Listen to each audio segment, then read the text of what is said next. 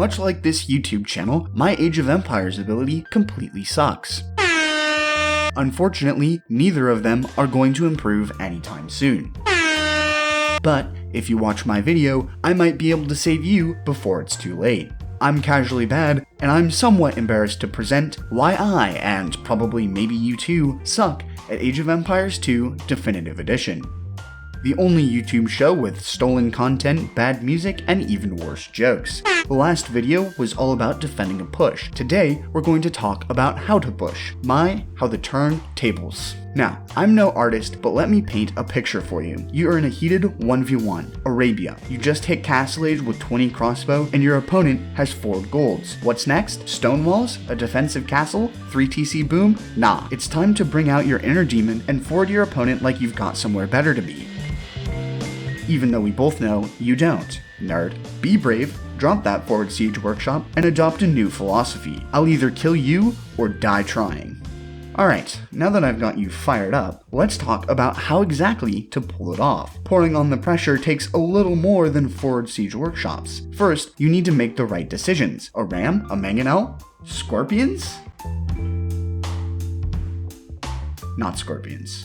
Do you need monks? Pikes? Should you mix knights to snipe siege? When are you gonna add TCs? Do you go fast imp? Let's just tackle the units first. Well, monks offer a good deterrent to knights. They can't dive in after your mangonels or archers if they get converted first. So, if you're forwarding against a civ with a strong knight line, plan on making them. Pikes are an alternative knight deterrent, monks are better against mangonels with redemption, plus if you plan on sticking with Arbalest long term, you'll save the resources for the infantry upgrades. But a lot of civs out there subscribe to the infantry siege game plan.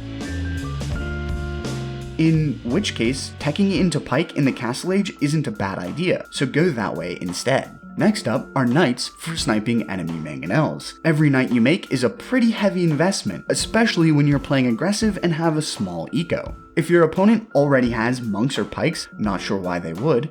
I don't know why you're making halberdiers, because I'm not making knights. But if they do, your snipers will probably die before they can finish the job. Mission failed. We'll get them next time. If you are a knight civ though, making the transition is definitely a good idea. Just make sure you aren't throwing away all of your knights sniping siege or you'll never mass them up. Okay, moving on from the units, let's talk about how to actually pull this off. Denying gold is one important thing to do when you go forward. Gold is, in a way, the most important resource. No gold means no knights, no mangonels, and no strong, scary army to defend with. But just denying gold won't win you the game. You have to kill units, idle villagers, and most importantly, freak your opponent out. You need to be a presence, destroying buildings, threatening town centers, and killing stuff. Just make sure not to lose any of your units, so micro your heart out. Every lost unit hurts you more than it does them because your economy is weaker and you need to hold on to that forward position. The second part of being aggressive is denying map control and gaining vision. This just goes to show you how important vision is. You guys see that? I see where he moves out, and I just chased him. There's nothing he can really do about it. Vision is key. Like, if those guys got into my economy, it would have been a different story, but just the fact that I was able to chase him as he was moving out, or as he was trying to find a good opening, made it a lot easier for me to deal with that. Map control lets you take the extra golds, place not doubt castles, and constrict and suffocate your opponent. Gaining vision means you won't be surprised if your opponent tries to move out either for a counterattack or to develop a safe economy somewhere else. When you come forward, if it's safe to do so, it isn't a bad idea to drop a few outposts so you can really see what's up. I've lost many games because I didn't see a safe gold or missed a part of their economy I could have easily killed. Now onto the third thing. When you go forward, you are very susceptible to counterattacks. All your army is far away from your base, so if they come to you, you're defenseless. I recommend adopting the "it doesn't matter how much you kill if I kill more" mentality. Going forward is a risk, and the best way to pull it off is to commit 100%. That means accepting losses and being a bit sloppy.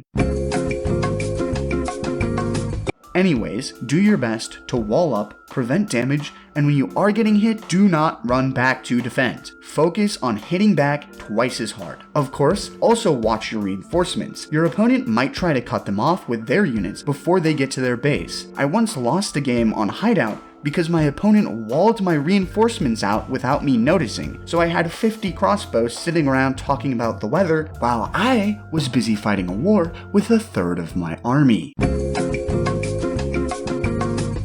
Don't be like me.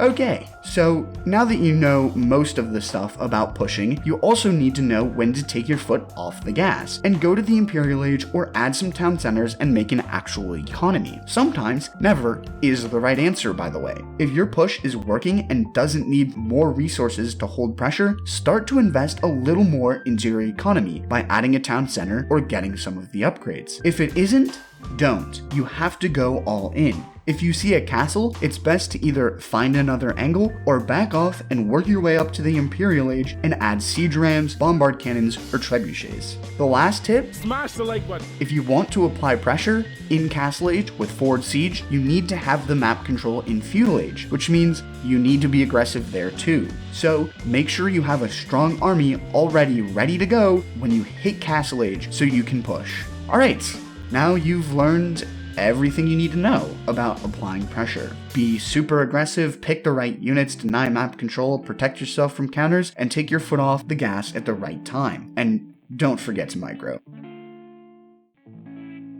Amazing learn.